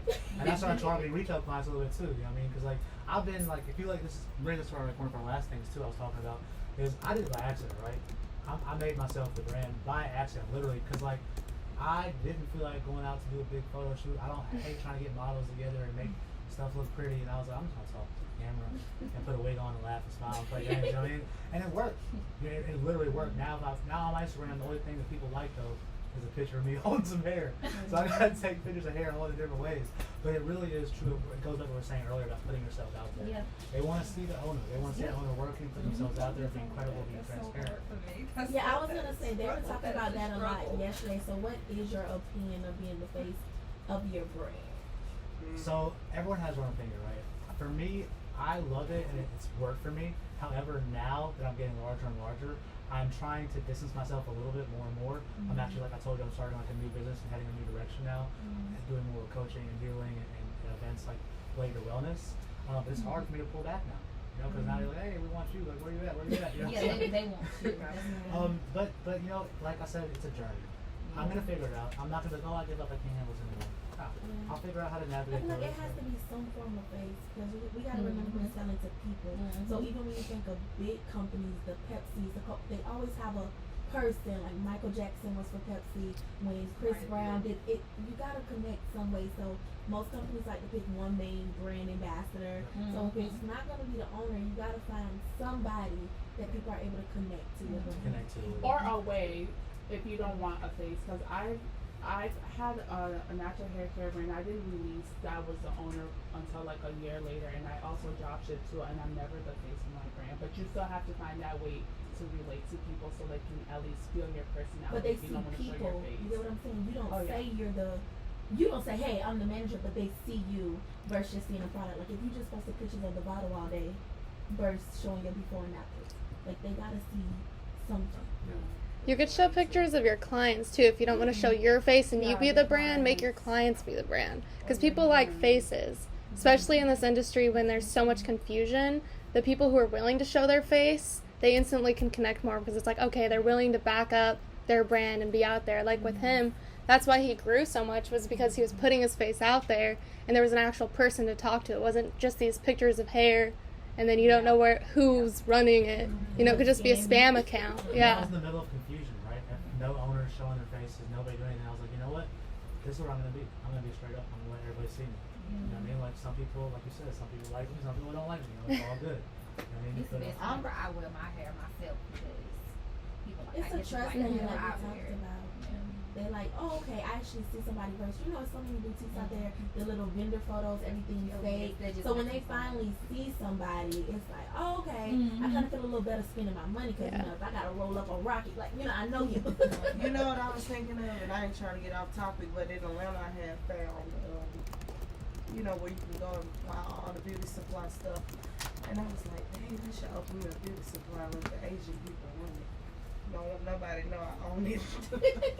That might not be a bad thing though. If you can get them up and running, cause yeah. That's what's fun about business. Like I've started 4 or 5 different companies in the meantime since I've been doing this. We just throw stuff at the wall, right? Just keep trying things. Some things stick, some things work. No, It's yeah. fun. It's fun, yeah. Have fun. It's definitely a difference, and it's pros and cons. Like my first brands never was the face up, like ever. I had people buying from me that knew me, like, cause I would do pickups sometimes. They come, they're like, "Oh, this you?" I'm like, "Yeah, girl, don't tell nobody." I always had some type of influence. Like it was people. It wasn't like I was just selling hair and it wasn't people, but it was people. But I didn't want to be the face of it, which I like. But what I will say is, when you are the face of your brand, like with my culture business, people support you just because it's you. Like when you go to your next venture, it's just like, oh, I love her, so what is he doing next? I'm just gonna do it. So you get that pro of it. That no matter what you do, you can sell socks, but they're gonna be there. Versus when you not the face of your brand, you just kind of have that one product. So it's pros and cons. It is. But I think you gotta go into it with boundaries, knowing what I'm gonna show and what I'm not gonna show. Kind of from what y'all was talking about yesterday. Like you can be the face, but people don't gotta know all your business. Like I'm sure, like knowing me in person now, y'all gonna learn a lot this weekend. But if you just on my Instagram, you don't know everything about me, but it's still a personal brand. That's true. You just gotta have I'm your very boundaries. big on demographic. I choose to be the face. I choose to be the face at 47, black, by American standards, overweight.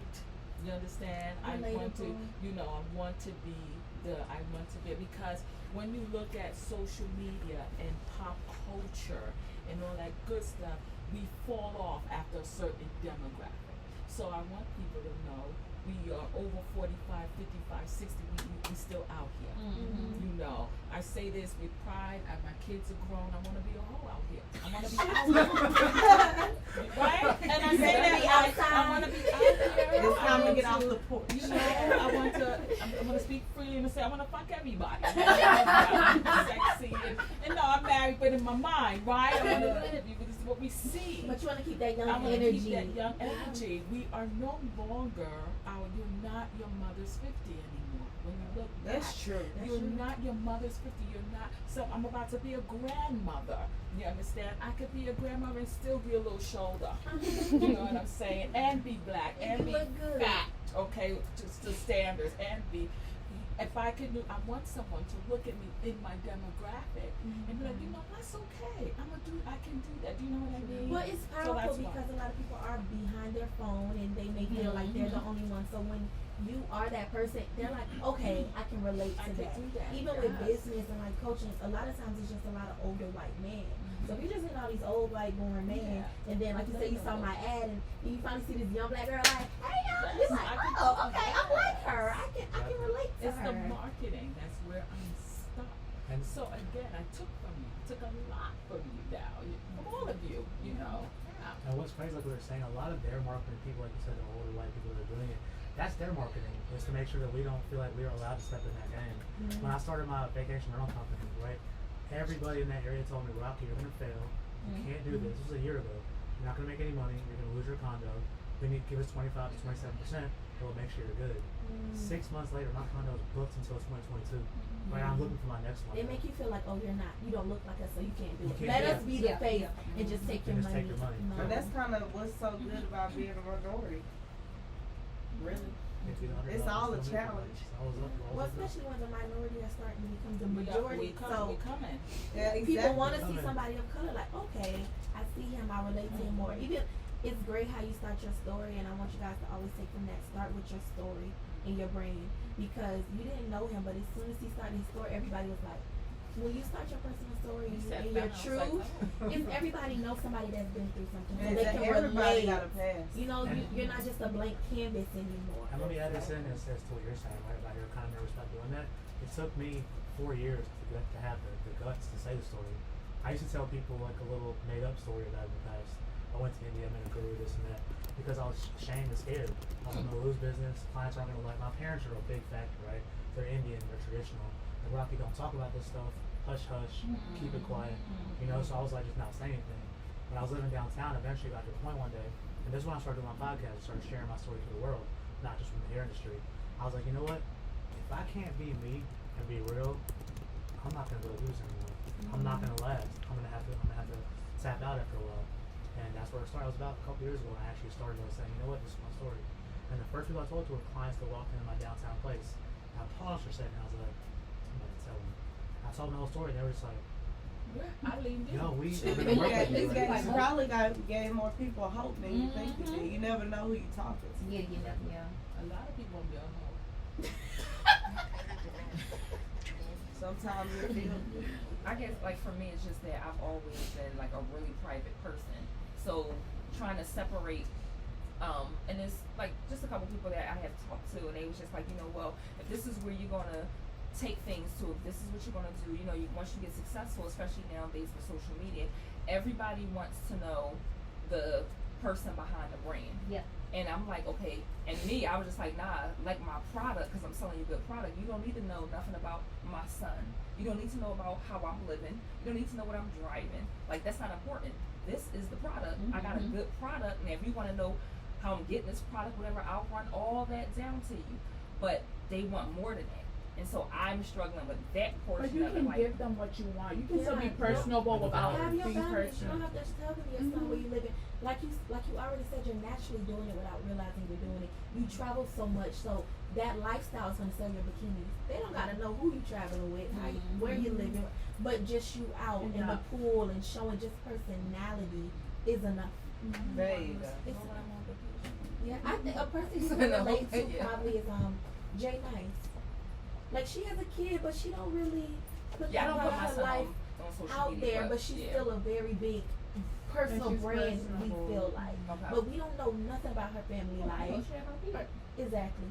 We don't know that, but we still feel like she's relatable. You don't gotta put everything out there. Like for me, my personal family love, like that ain't Yeah, none of y'all I put business. all that on my social That's media. just not, and I'm open about what I want to be open about and transparent about Mhm. that. But you do gotta keep some stuff to yourself. Yeah. Yeah. Good about You got to.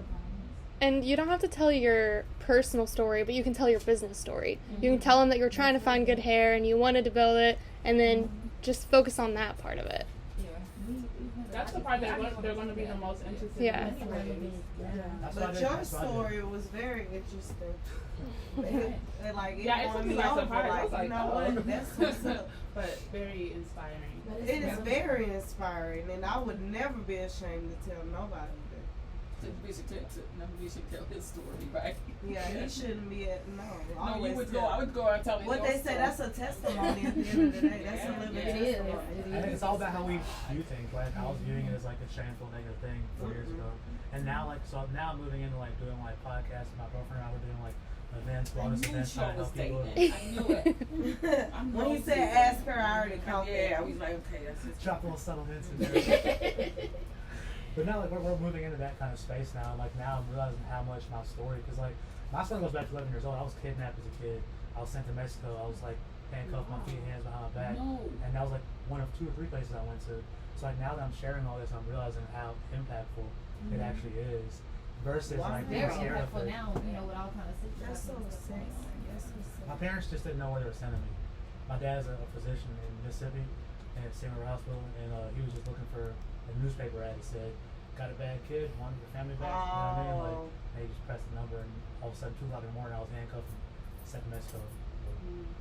It's like I'm getting to that, like, like if you look at my website, our personal website, I've been on like almost 120 podcasts the last 6-7 months, like sharing that story. I'm trying to get like speaking to prisons, speaking to high schools, things But like like that. you said, it comes from your healing. Like once you get inner and work on you're good. Like you okay, you're confident. Sometimes God put you through stuff for a reason to make you who you are now.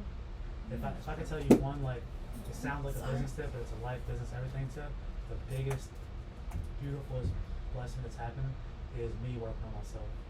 Literally, and from eating to working out to family, to healing my family trauma, to talking about the stuff that happened to me, like in an open way, to crying about it in tears, like this. It's wild, like how the universe just gives everything to you. Because it clears your energy, and then it clears your energy in everything you do. I was just And it starts talking about affecting I'm it. studying on the laws of the universe right now. Because it's where you're operating out of. So no matter what you do, your business, if you're operating out of a bunch of crap, the result is gonna be crap. Like you gotta clean all that up. Yeah, that's a why lot I of got people, that energy. why this not working for me? Why this, I'm spending all the money? I'm doing Your all. mindset ain't right. Where you at inside? Exactly. At some point, the marketing and the money and it gets, it's where you at inside. A couple years ago when I started making money, and like I was still sitting downtown, like running, like I had one bad review, I run to the bathroom, like pulling my hair, with tears in my eyes, like I'm not happy. I'm making money. I have a nice spot, have a nice car, like, but I'm not happy. Like, is this all it is? Like this life? Like, nah. Like, and I mean, I started diving into more things, and my girlfriend, she's an intuitive life coach as well. So she puts these books and these like sayings and these podcasts in front of me, and like it's just helping. I got I'm not sure about Yeah, but I'll give you my I had a Instagram. bad review, and I did not. This is my first ever bad review. So this is what I did. Alright. She wore the hair for like maybe a month and a half. She had been that bad. So I was like, okay, well I just give you some more hair. But I gave her some more hair from a different vendor. Well, I know this vendor is really, When really you say good. give, do you mean give I free or gave sale? I gave it to her Because she for gave free. you a bad review? Yeah. Okay, thank you. Because I was like trying to protect, Yes, ma'am. So I was like, well, I'll just give her. 4 days later, here she come saying the hair is bad. I'm like, what is going No, on? they Like, have, cause you have to learn your boundaries with those people too, Yeah. because especially when you're a new business and a small one, people will take advantage of that, 100%. and you have to set your boundaries, and that's where your policies and things like that come in. So what was her problem? She wanted free hair. Exactly. I'm It about to say the same basically- thing. But also don't. So like you were saying, out of 100, you got 4 or 5. You gotta focus on the good more. Yeah. If the good is outweighing the bad, like you can't beat yourself up out of Like I was so 100. devastated over that. I was like, I didn't You promote can't please for a week. I was everybody. just like, oh my God, what is going on? I was trying to figure out what is Yeah, you can't let it have that much power. Like you can. If you don't have 10 orders and only one person complain, but you gonna let that one ruin your whole week. they did. You have to, It's you happened to all do of us, have to happened to like, me, like that. yeah, you take it personal They because did. when I got a bad review with one of my hair bundles, whatever that I had. With this lady, she ordered one bundle, which was like strange to me. It was just like one bundle. It was I think it was like 10 inches. It was this wavy hair and everything. And she got exactly what she wanted. And she sent me this email about the hair just going off of, and for me, just I kind of fell back from the hair industry right now. I got a swimsuit line that I'm focusing on, but I put a lot of my money, heart, soul, Yeah, it's your everything pride, into like your hair my is hair your business. baby, I like- mean, when it came down to me buying hair, because like I wear the hair, test the hair, like I do everything with it. So buying samples of hair, using all of that. I've been to India. I've traveled to India, met with vendors. Was telling her about my trip when I got ate up by all of the bugs in India. Like I was in Chennai for a minute. Yeah. All of that, and you put your heart and soul into that. And even though you do get great reviews, people love the hair. That one review, Mm-hmm. you like it hits you here. You Right like here, what? yeah, What are yeah. you talking about? Like and but the lady, she was so nasty, and she was so nasty about it, and it got to a point where I was just like, I was gonna refund her. You're not getting nothing. Like it made me so mad. But she was rude in how she was complaining. And I went through the process of explaining to her, number one, okay, this is the hair, the texture. She's like, well, it don't look like the same picture that's on your website. It does, but the picture on the website is actually a longer version versus what you got. You got like 2 inches. My picture on here is 22 inches. Just trying to explain to her it. And I think she was just. I'm gonna bring that back to what he said about systems because you have to know your place. I'm like that too. So if I have a customer that says something negative, I take it to heart, and I know I don't like to do customer service, so I hire like a VA or someone to handle emails because I just can't. It's gonna be emotional for me. So like having a good system in place with that. Because even with the swimsuits, I had a girl complain about something, and she, again, with just one girl, she was nasty, and it got to a point where I basically was like, I'm gonna be at this pop-up shop today. Pull up, because she started going on the page like with craziness, and I had to block her. Delete, block, and I had to learn. I had to learn. You said you hired a what? A VA? virtual assistant. Did he mention like Clutch. Fiverr, Upwork? If you don't have a VA, it's so close. What's that I use Philippines online one too? jobs. Yeah, the Yeah. Philippines. What Online is there a jobs. YouTube Online tutorial on jobs. that or what is Yeah, I'm gonna have to If you- get one if because you I've go been to- ready to fight. If you go to onlinejobs.ph, they actually have a test you can take, right? Wait a minute, And it online get- what is it, Rocky? Onlinejobs.ph, that's the website. PH. .pa, like Philippines. But then on Take it. Fiverr you can read reviews too. Yeah, So I mean, you can find Fiverr, it. man, Yeah. you got everything. Yeah. There's so many places. I passed my all my courses I have a last problem semester because of with Fiverr. utilizing. And let me first give my disclosure. I am first generation born. My parents are African. I have a problem utilizing the Philippine workforce. I understand 100%. But Thank the thing is this, right? So it feels like kind of like, oh, I'm like taking advantage. Like honestly, No, it's they not need that I that can't. money though. No, it's not that. What is it? Oh, you mean dot Philippines in .ph. general. Yeah. I can't. Even me utilizing them for different customers, I can't understand what the fuck they saying. I do get mad when I call and they online. stick to and that. You gotta call I that. call them and they stick into that script. Well, you can develop a template. Yeah, So you what can I build do a for template. my VAs, I create an answer template of frequently asked questions That's and that tell them script. how. Jasmine. No, but you're creating it, so you know how you want them to talk to your customers instead of leaving in their hand. And you have like a call and explain to them. Then that issue is settled. But they have VAs all over. Don't you have a man from They like have them. Kenya They or have them in the something U.S. like- also. They're just more Yeah, expensive. I like the Yeah. Filipino VAs though. They're And honestly, everybody's different. Like for me, customer service wise, I will not put that in a VA's hand until I get to the point where it's like ridiculously crazy and I can't handle it. Right now, I can ask AQ. Anybody has a problem, like who do they call? They call me. Any issues at all, period, call me. But that's Like, your strength. That's my strength. Yeah. Y'all don't have this. See, I be Yeah. ready to be. I know I gotta know that's not for me. I Because can't. People ask me, how do you deal with all these ladies going across? I'm like, But a man, y'all don't let stuff bother you. Yes, you're a man. Like, We and take men- it personal. Yes. Yeah, and women, we take No, it. he let something bother him. You cried the other day, right? You I said. have a little cry every once in a week here and there. I'm not ashamed to do I it. mean, you're a business owner, but I'm saying I be ready to fight. I know I be line like, something up. I Send it to can't, my assistant. I'm not doing Yeah, I talk to her. can't. yeah, I can't deal with all I've that. never Yeah. heard of that. See, all of this is knowledge. I've never heard of this. Yeah, I gotta quit being like that though, cause I need money at the end of the day. It's so Walmart don't argue with their customers, just bring it back. There's also something you build called Twilio. Y'all know what Twilio? They'll build a call center in for you and you make your, that's what I'm working on right now. I'm about to go, after we leave here, I'm about to go to the mountains for 5 days. We're about to go chill, work on systems and back end stuff, read, write, and just kind of like nature type of retreat. And Twilio is one of the, I didn't even tell you yet, my bad. I'm only on 5 days. Where you going? Oh, you didn't know? We've been doing. Oh, okay. Oh, last minute, huh? But yeah, Twilio is pretty cool. So they have like automatic text you can send back. You can make your own like call system and Oh, everything. Julio, okay. I had to. So right now I have Twilio for my automatic order updates on my website. So someone orders on my website, they get automatic shipment updates, automatic processing updates, automatic completed updates. And I want to make it when they call in, if they're looking for any kind of like quick answers, like, oh, I need the website wholesale, press 1. I need an appointment link, press 2. I need to reach AQ at the showroom, press 3. Just saving it, yeah. And it's really cheap and it's really easy to use.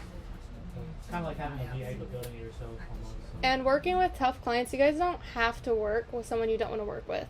That's a big thing I learned from him, especially because he's not afraid. If there's bad energy there, that's going to translate into the business. So he'll just straight up, he'll say it nicely. He's like, okay, well then we just don't need to work together. And you could do it in a way that feels good to you. Just say like, this isn't working, I wish you the best. Yeah. I know I do that, and they're like, no. Yes. Because you said what you said. That's the benefit of being your own boss. You ain't gotta, what they say, always smile. I ain't smiling at shit. Goodbye. You can turn them away and trust that the clients that are meant for you will come. So like, don't be afraid like, well, I won't make money though if I don't work with them. Like, just trust if you keep your energy good, then those people are going to come. Because then you have more energy to deal and to do the things you want to do. So just cut it. In the beginning, I would deal with all the people that would be rude to me too. And that's the reason I halfway went crazy when I was living downtown. Eventually, I got to the point where I was like, you know what, respectfully, you know what I mean? Like, you know what I mean? Like, So I'm you not moved doing us. I try to be You nice done around like a ladies. motherfucker. man. I know I cuss. I'm Cajun. Every time I had to throw one of them in there. Cheers. Alright, ladies, anybody have any other questions for me? Any give and take? I am accessible and real. My number is right there. Call me, hit me up, text me. AQ's here. You want to do business with us? You want to work with us? You have questions? Just want to talk? Give me a call. I'm here. We're all in the same industry. So I'm gonna probably be testing some hair. I'm over here trying to see in my head, do I want to get it today or get it shipped? Go ahead, just get it shipped to the house. whatever's easier for you. What you see here is what we have. I don't have like a different area with the other hair. Like you go to somewhere else, they have like show us the some stash. stuff. And like, this you in the back room. People don't even come back here. This is my that's my desk over there. This is where the filming happens. This is the magic room back Very lean here. machine.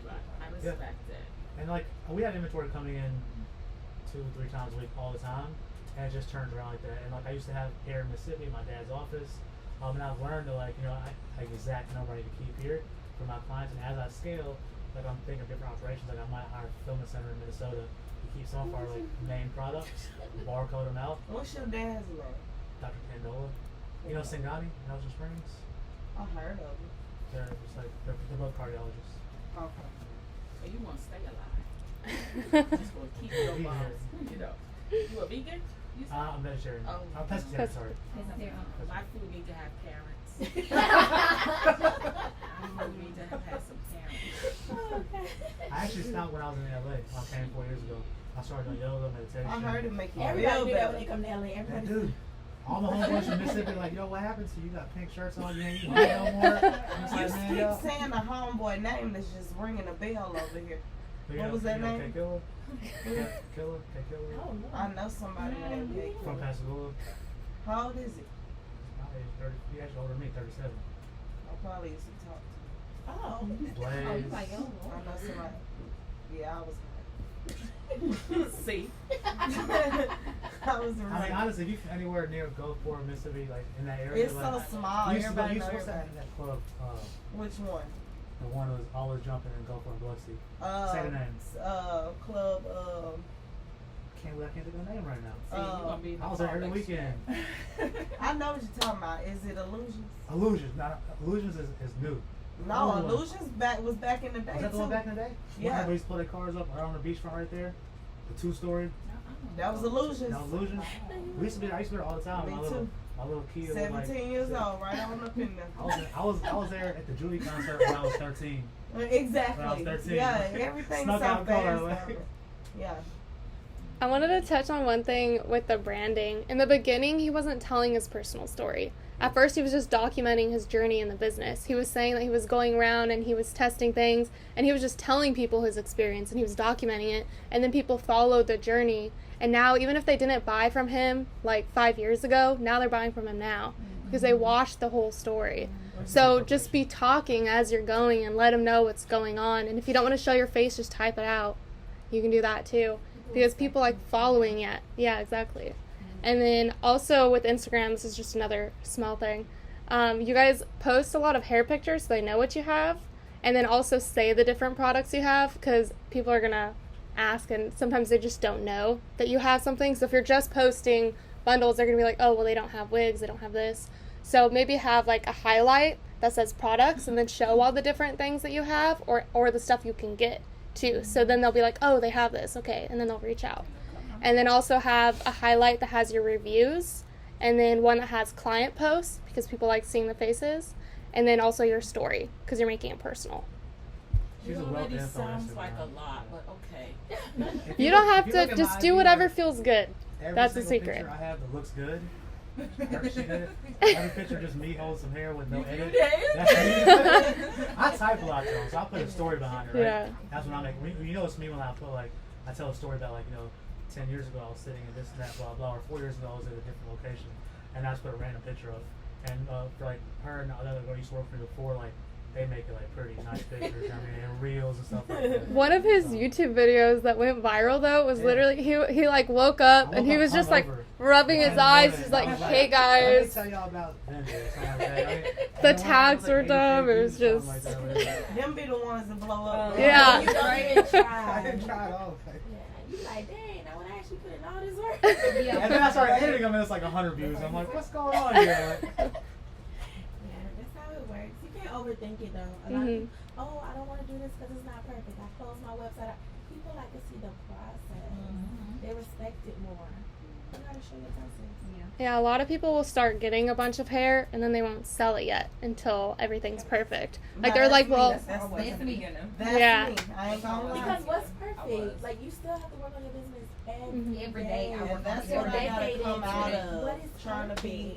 what's more fun is selling the hair and getting profits from it and seeing that momentum. That's more fun than having it perfect and then it not doing I mean, anything. like, for me, like, you can ask, hey, can we upgrade people all the time? Why? Because I'm not really that concerned about my profit. I love seeing the move. I love seeing it turn When you over. say you upgrade people, So what people do like, you so we mean? have like, say someone orders like 20 bundles of 22 inch, and for some reason we only have 24 and 26. Cool, just upgrade them. Yeah, For it's free? not- For free. Yeah. Just gonna upgrade them right there, just like that. And that movement's I- gonna I- start I- creating I- I- at least once perfection. or twice. So Yeah. educate me a bit. No one will turn down extra inch. Not usually. And that is I usually appropriate. reach out to them. But most people, like, if they're buying 22, like, hey, by the way, I have 24s ready to ship right now. Yeah. Send them over. You'll get that difficult person every now and then, and then you be like, okay, well, cut it. I say, I'm like, I could cut it and then send it to you. I'm not gonna do that. But like, No, I would tell them, I'd be like, okay, that's too long for you to cut it. they don't want to hear that. Tell your stylist to cut it. It's not like for them. And in buying hair, I'd rather buy the long hair for you to cut it. If I it's like not mine done longer yet, than you know. It's like with the clothes, if they order a short, like a 12 inch and I don't have it, I just send them a 14 inch. Yeah. So they can cut it. Yeah. and you lost a few dollars. What I learned But about you that still had is to just sell. take the Yep. inch off of it, because if they don't know it's 14, they won't care. But if it say 14 and they want 12, they won't be like, wow, I got a 14. Why'd you send me that? I'd be happy when my vendors do that. I'm like, okay. See a little extra. Oh, they said he ain't measure it like that. I'm like, oh, that girl don't even know how to measure this. And another thing, wait, It's what a they? pleasure having Can we you do a guys here picture? today. Of course, let's do it. But before I can I have that penny? I'm into pennies. I find a penny Yes. for that. You'll have good. No, seriously. Have you heard of Itchian?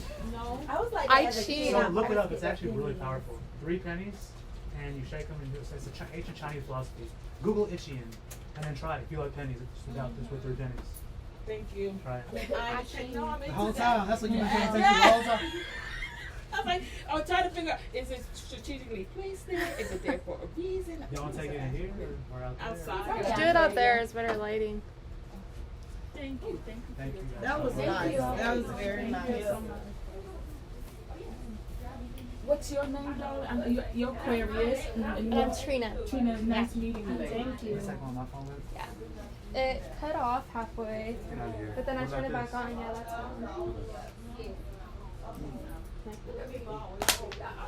In the background.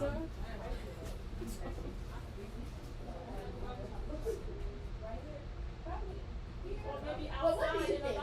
What do you think? Outside light. Outside of that. Right there. Right there. The hair. We do the hair. Yeah, like you do that back. In my mind, I'm tall. I'm short. There you go, Rocky. See? Yeah. We gotta get in. You have to get in. You gotta get in too. Which one first? Over here. Okay.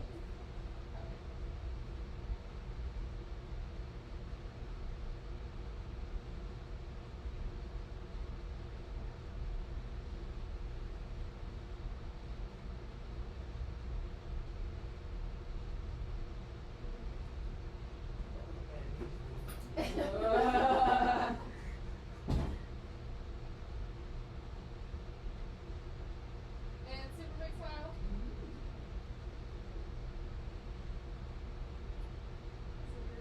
Alright, there we go. Okay.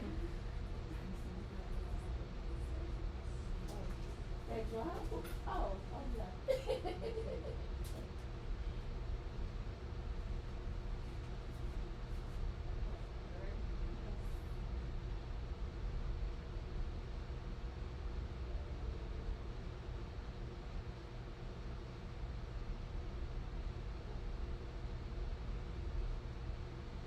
Is that Kalina Smith?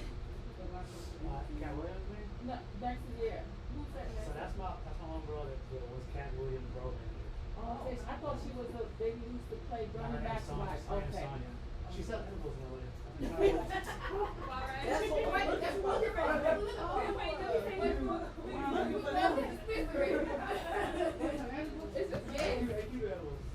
Oh, yeah, I sell rose water also. I do rose water, CBD tea. Where's the rest of the The keys are on my desk. Yeah, I don't have the card for you. Do you have What's your Instagram?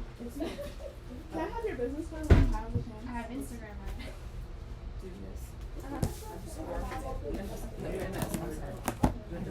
Rocky. Rocky, where's the key? JAE. It's on the desk right there? Put that other pull out there. Door, top left. Do you have a separate account for the cleaning? I do. It's illegal swimwear. That's fun. Add some spice. Yeah, today's our first birthday. Really? Yeah. You don't have a little party. I know. You don't right here. Maybe a little disco ball. I know. Get a gem. What was your Instagram? Do you have a business card? I give it on with me. Oh, okay. Okay, that's fine. I love them. Thank you. I was in the police here. I asked her actually to say that song because we talked about some more time.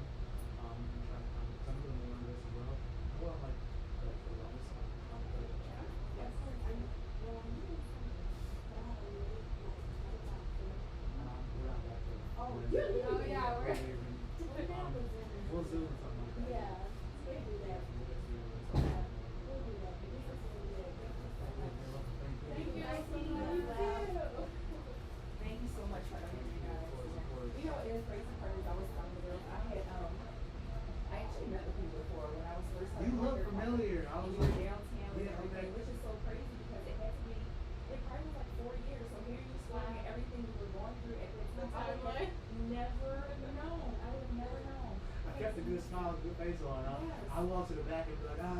Yeah, like I remember you had to like the setup and everything like in the back, and I had came in. I was just starting it, and that was before I took my trip to Indiana. Yeah, so you're gonna have to do a couple of times. For sure. All right, thank you guys so much. You're very You welcome. should share your story, by the way, about your journey with the hair thing. Because if you tell everyone, you're like, I was putting my heart and soul into it, and I kind of got discouraged, they're going to be like, wow. Like, Yeah, because you know what, and that's the thing. Like I started out because I had like I still had the passion for the hair, but like I was just trying to tell some of the girls like I've been to Indonesia. Because it was like if I'm going to sell this product, I need to know how it's how they collect it. I want to know everything about it, and I was supposed to go back to I'm being contacted because whenever if you start doing the tours again, Soon I as want to open know. up. Soon as Yeah. open up. I'm sorry about soon as open up. Hopefully by the end of the year. Okay. Hopefully. Because I was supposed to go to I believe it was like Delhi and go to the temples because I wanted to get that experience as well, just to kind of see like, okay, well this is actually how it so you know what you're talking about. Yeah, and how they did on the Bale's hair and just that whole process. Cause I've been everywhere from I've been to Brazil and I've tried to tell people They stand for that stuff over there. exactly. Like, you know, I've been to Sao Paulo, I've been to Rio, I've been to Salvador Bahia searching for hair. And it's just like, okay, so this ain't South Africa ain't no hair here. Like it's I feel the story, the story in the making there. I just want to take some pictures of the hair. So yeah, it's just, you know, like I said, it's always like trying to be transparent. Even when I was in India, my best friend was texting me like, video while you're in these, like while you're on these tours and stuff. I was like, oh yeah, okay.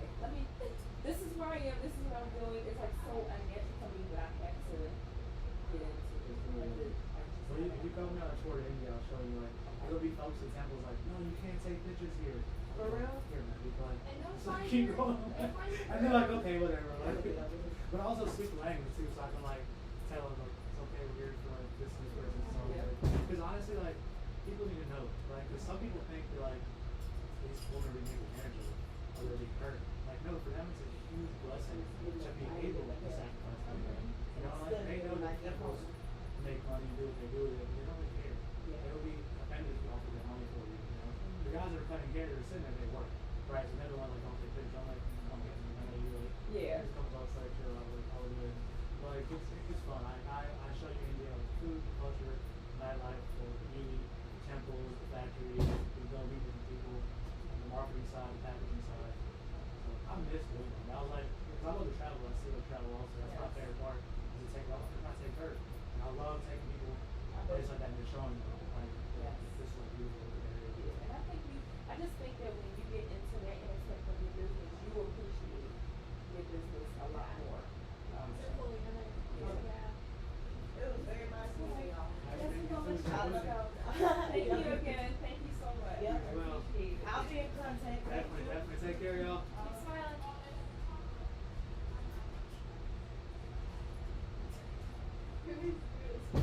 I ain't here, man. I haven't touched my hair. I just been cleaning back. You're so dramatic with it. You're like so French.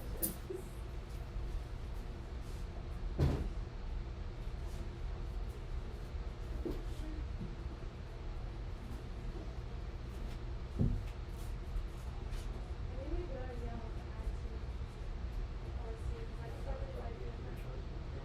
Actually, you need a business card too, right? I do have some printed out. I've had some before, and they just threw away. What time is it? Exactly? 12:30. All right. Let's get everything taken care of.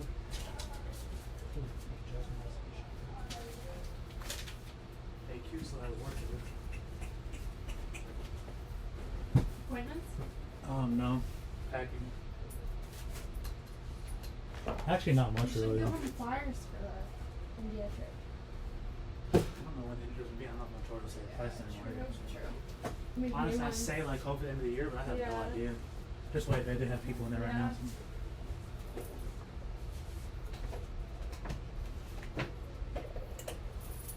Has this been recorded the whole time? Lovely.